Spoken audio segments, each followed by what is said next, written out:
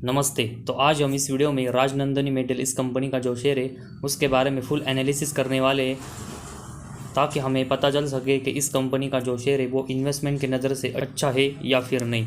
और इसके लिए हमें कंपनी के रिलेटेड कुछ इंपॉर्टेंट डाटाज है वो देखने पड़ेंगे, जैसे कि कंपनी कौन से बिजनेस सेगमेंट में काम करती है, और साथ ही में कंपनी के जो फंडामेंटल है, जैसे कि प्रॉफिट एंड लॉस स्टेटमेंट में कंपनी कैसा प्रॉफिट अर्न कर रही है, साथ ही में कंपनी अपने सेल्स में कैसे ग्रोथ कर रही है, और उसके साथ ही में कंपनी की बैलेंस शीट हम देखेंगे, कंपनी के पास कितने रिजर्व है और उसके कंपैरेटिवली कंपनी के ऊपर कितना बोरिंग्स है वो हमें पता चले। इसके बाद कंपनी का कैश फ्लोज हम देखेंगे, और लास्ट में कंपनी का जो इन्वेंट्री डेज और डेप्टर डेज देखेंगे। और ये सब देखने के बाद ही हमें पता चलेगा कि राजनंदनी मेटल लिमिटेड इस कंपनी का जो शेयर है वो इन्वेस्टमेंट की नज़र से अच्छा है या फिर नहीं। तो सबसे पहले हम इस कंपनी का जो बिज़नेस का सेगमेंट है उसके बारे में इंफॉर्मेशन देखते हैं। तो राजनंदनी मेटल ये company steel, iron alloys, casting, इन सब का ट्रेडिंग और मैन्युफैक्चरिंग करती है। और उसके साथ ही में company various kind of chemicals, furnace oils और पेट्रोलियम प्रोडक्ट्स है इसमें भी काम करती है। तो ओवरऑल कंपनी का जो बिज़नेस है वो देखने से पता चलता है कि company steel, iron alloys, casting और उसके साथ ही में various kind of other products है उसकी ट्रेडिंग करती है। और इसी वजह से कंपनी का जो बिज़नेस है वो हमें ट्रेडिंग सेगमेंट से रिलेटेड देखने को मिला है, जो कि एक अच्छा बिजनेस माना जाता है। इसके बाद कंपनी का स्टॉक का पी रेशियो देखेंगे तो 24.7 है, तो एक ठीक ठाक वैल्यूएशन पर कंपनी का शेयर अभी ट्रेड कर रहा है। इसके बाद कंपनी का आरओसी देखेंगे तो 25.4% और कंपनी का आरओई 41% का है। तो कंपनी का आरओसी और आरओई इन दोनों में कंपनी के जो नंबर्स है वो हमें बहुत ही अच्छे देखने को मिले। इसके बाद कंपनी का जो प्रॉफिट एंड लॉस स्टेटमेंट है उसके बारे में हम इंफॉर्मेशन देखते हैं। तो इसमें सबसे पहले हम कंपनी का जो सेल्स है वो देखेंगे, और इस कंपनी का सेल्स मार्च 18 में 141 करोड़ का था, जो कि इसके अगले साल ये थोड़ा सा कम होकर 137, इसके अगले साल मार्च 20 में 148।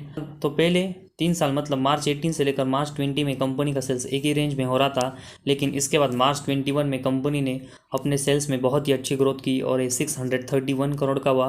इसके बाद मार्च 22 में कंपनी का सेल्स बढ़कर 1028 करोड़ और अभी ट्रेलिंग 12 मंथ्स में 1020 करोड़ का कंपनी का सेल्स हुआ है। तो पहले 3 साल के कंपैरेटिवली अगर हम अगले 3 साल मार्च 21 से लेकर ट्रेलिंग 12 मंथ्स तक देखेंगे तो कंपनी ने अपने सेल्स में बहुत ही ट्रिमेंडस ग्रोथ की है, जो कि इस कंपनी के बिज़नेस के नज़रिए से एक बहुत ही अच्छा साइन है। और इस सेल्स के कंपैरेटिवली अगर हम कंपनी के एक्सपेंस देखेंगे तो मैक्सिमम टाइम इस कंपनी ने अपने जो सेल्स है वो एक्सपेंस के कंपैरेटिवली ज़्यादा किए, जिस रीज़न की वजह से इस कंपनी का अगर हम ऑपरेटिंग प्रॉफिट मार्च 18 से लेकर ट्रेलिंग 12 मंथ्स तक देखेंगे तो कंपनी ने कंसिस्टेंट पॉजिटिव में जनरेट किया है। तो ऑपरेटिंग प्रॉफिट इस कंपनी का मार्च 18 में 3 करोड़ का था, जो कि अभी ट्रेलिंग 12 मंथ्स में लगभग 6 टाइम से बढ़कर 20 करोड़ के पास हमें जाते हुए देखने को मिला है। तो एक बहुत ही अच्छी ग्रोथ है वो कंपनी ने ऑपरेटिंग प्रॉफिट में की है। और उसके बाद ऑपरेटिंग प्रॉफिट मार्जिन अगर हम देखेंगे तो कंपनी का तो हमें मैक्सिमम टाइम 2% देखने को मिला है। सिर्फ एक बार कंपनी ने पिछले 6 सालों में इसको 3% का जनरेट किया है। तो ऑपरेटिंग प्रॉफिट में कंपनी के परफॉर्मेंस है वो अच्छे है, लेकिन इसके साथ ही में कंपनी को अपना जो ऑपरेटिंग प्रॉफिट मार्जिन है इसके नंबर से वो भी बढ़ाने पड़ेंगे, क्योंकि ये अभी हमें बहुत ही कम देखने को मिले। इसके बाद कंपनी का हम नेट प्रॉफिट देखते हैं। तो पहले 3 साल अगर हम देखेंगे तो कंपनी 1 करोड़ का नेट प्रॉफिट जनरेट कर रही थी, लेकिन मार्च 21 से अगर हम कंपनी का नेट प्रॉफिट देखेंगे तो ये 5 करोड़, इसके अगले साल 10 करोड़, ट्रेलिंग 12 मंथ्स में 14 करोड़ का कंपनी ने जनरेट किया है। तो पिछले 3 सालों में कंपनी ने बहुत ही अच्छी ग्रोथ नेट प्रॉफिट में की, और साथ ही में कंपनी का नेट प्रॉफिट वो कंसिस्टेंट पॉजिटिव में कंपनी ने जनरेट किया है। और उसके बाद कंपनी का अर्निंग पर शेयर देखेंगे तो ये भी कंसिस्टेंट हमें पॉजिटिव में देखने को मिला है, और इसमें भी कंपनी ने पिछले 3 सालों में बहुत ही अच्छी ग्रोथ की है। तो ओवरऑल इस कंपनी का जो प्रॉफिट एंड लॉस स्टेटमेंट है उसमें कंपनी ने सेल्स की जो ग्रोथ है वो बहुत ही अच्छे से मेंटेन की है, और उसी वजह से कंपनी का ऑपरेटिंग प्रॉफिट, नेट प्रॉफिट और अर्निंग पर शेयर में कंपनी के जो परफॉर्मेंस है वो हमें बहुत ही अच्छे से इंप्रूव होते हुए देखने को मिले।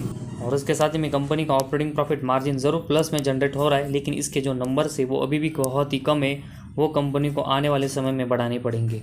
इसके बाद कंपनी की बैलेंस शीट के बारे में हम इंफॉर्मेशन देखते हैं, और उसमें सबसे पहले हम कंपनी का रिजर्व देखेंगे। तो इस कंपनी के जो रिजर्व है वो मैक्सिमम अगर हम देखेंगे तो 4 करोड़ से लेकर मैक्सिमम हमें 11 करोड़ तक यहाँ पर देखने को मिले। तो इसी रेंज में कंपनी के पास हमें कंसिस्टेंट पिछले 6 सालों में रिजर्व देखने को मिले। तो इस कंपनी को अपने जो रिजर्व है उसकी ग्रोथ है वो आने वाले समय में बढ़ानी पड़ेगी ताकि कंपनी की बैलेंस शीट में कंपनी अच्छा परफॉर्मेंस करे। और इस रिजर्व के कंपेरेटिवली अगर हम कंपनी के ऊपर बोरिंग्स देखेंगे तो 51 करोड़ का कंपनी के ऊपर अभी बोरिंग्स है और उसके कंपेरेटिवली कंपनी के पास सिर्फ 7 करोड़ के हमें रिजर्व देखने को मिले। तो फिलहाल कंपनी की जो बैलेंस शीट है वो अभी इस ज़्यादा बोरिंग्स की वजह से हमें थोड़ी सी वीक देखने को मिली और इसी वजह से कंपनी को अपने ऊपर का जो बोरिंग्स है वो यहाँ पर कम करना पड़ेगा। और उसके बाद कंपनी का हम कैश फ्लोज देखते हैं, जिसमें कंपनी का नेट कैश फ्लो अगर हम देखेंगे तो मैक्सिमम टाइम अभी भी हमें ज़ीरो देखने को मिला है। तो इसी वजह से कंपनी को अपना नेट कैश फ्लो में एक अच्छी इंप्रूवमेंट की ज़रूरत है। इसके बाद कंपनी के डेप्टर डेज हम देखेंगे तो इस कंपनी के डेप्टर डेज मार्च 18 में 64 थे और उसके बाद अगर हम देखेंगे तो कंसिस्टेंट कंपनी ने अपने जो डेप्टर डेज है वो कम किए और अभी हमें मार्च 22 में सिर्फ 11 देखने को मिले। तो कंपनी के डेप्टर डेज कम होना इसका साफ मतलब है कि कंपनी को अपने डेप्टर से पेमेंट लेने में बहुत ही अभी कम समय लग रहा है। तो कंपनी के पास बहुत ही जल्दी कैश आ रहा है जो कि इस कंपनी के बिजनेस के लिए बहुत ही अच्छा साइन है। और उसके बाद कंपनी के अगर हम इन्वेंटरीज देखेंगे तो पिछले 5 सालों में कंपनी के इन्वेंटरीज है वो एक ही बार 40 डेज़ के ऊपर गए। उसको छोड़कर देखेंगे तो मैक्सिमम टाइम हमें कंपनी के जो इन्वेंटरीज है वो कम ही देखने को मिले। तो कंपनी को अपने जो इन्वेंटरीज है वो बेचने में भी बहुत ही कम समय लग रहा है जो कि किसी भी कंपनी के बिजनेस के लिए बहुत ही पॉजिटिव साइन होता है। तो कंपनी के डेप्टर डेज और इन्वेंटरी डेज इन दोनों में कंपनी के जो नंबर्स है वो बहुत ही कम है जो कि इस कंपनी के बिजनेस के लिए एक बहुत ही अच्छा साइन है। तो ओवरऑल राजनंदनी मेटल इस कंपनी का अभी हमने जो फुल इम्पोर्टेंट डिटेल्स और कंपनी के फंडामेंटल देखे उसमें कंपनी के लिए हमें कुछ पॉजिटिव और कुछ नेगेटिव पॉइंट दोनों देखने को मिले, जिसमें कंपनी के प्रॉफिट एंड लॉस स्टेटमेंट में कंपनी सभी सेगमेंट में मैक्सिमम सेगमेंट में अच्छा परफॉर्मेंस कर रही है और कंपनी नेट प्रॉफिटेबल है। कंपनी के डेप्टर डेज और इन्वेंटरी डेज के जो डेज है वो हमें बहुत ही कम देखने को मिले और साथ ही में कंपनी का ROC और ROE इन दोनों में कंपनी बहुत ही अच्छा परफॉर्मेंस डिलीवर कर रही है। इस रीज़न की वजह से अभी हम इस कंपनी में 1000 से लेकर 2000 रुपीज़ की इन्वेस्टमेंट कर सकते हैं, लेकिन इससे ज़्यादा इन्वेस्टमेंट करना इस कंपनी में अभी रिस्की हो सकता है क्योंकि कंपनी के कैश फ्लोज हम देखेंगे तो अभी भी ख़राब है। कंपनी के जो बोरिंग्स है वो हमें बहुत ही ज़्यादा देखने को मिले और ये रिस्क हमें इस कंपनी में अभी भी देखने को मिले, जिस रीज़न की वजह से अभी तो हम इस कंपनी में 2000 रुपीज़ से ज़्यादा इन्वेस्टमेंट नहीं कर सकते। तो इसी वजह से जब तक कंपनी कैश फ्लो में अच्छी ग्रोथ नहीं करती और उसके साथ में अपने ऊपर का जो बोरिंग्स कम नहीं करती तब तक हम इस कंपनी में 2000 रुपीज़ से ज़्यादा इन्वेस्टमेंट नहीं कर सकते।